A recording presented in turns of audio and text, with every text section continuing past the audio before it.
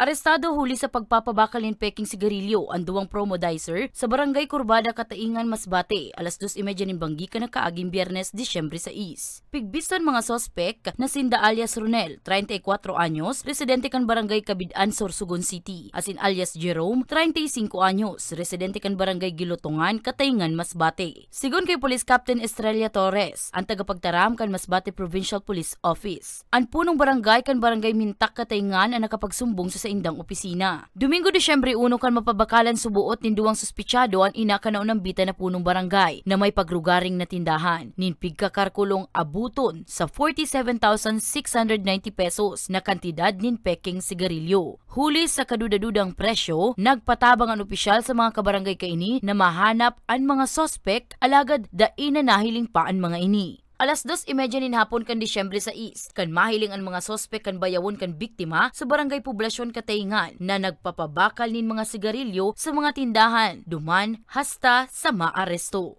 Alam na nila how to sell kasi commodizer naman sila. So, na-encourage nila na yung about sa mga discount. So, parang na-encourage yung mga tinda, mga may-ari ng store na sa kanila kukuha kasi nga naman malaki yung discount, mas marami yung magiging income once na dun sa kanila kukuha. Without knowing na yung tinitinda pala ng mga suspects na to is peke pala, hindi naman yung talagang authentic na brand ng sigarilyo.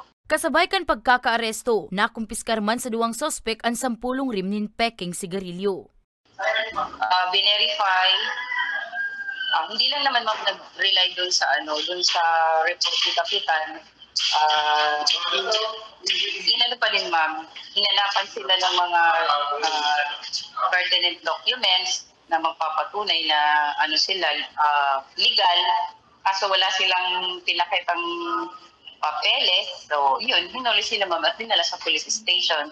Sa ngunyan, nasa kustudiya pa kan Kataingan MPS ang duwang suspitsado as sinahampang sa kasong pagbalgar sa Republic Act 8293 o Unintellectual Property Code. Para sa mga baretang Tatak Bicol, Danica Garcia.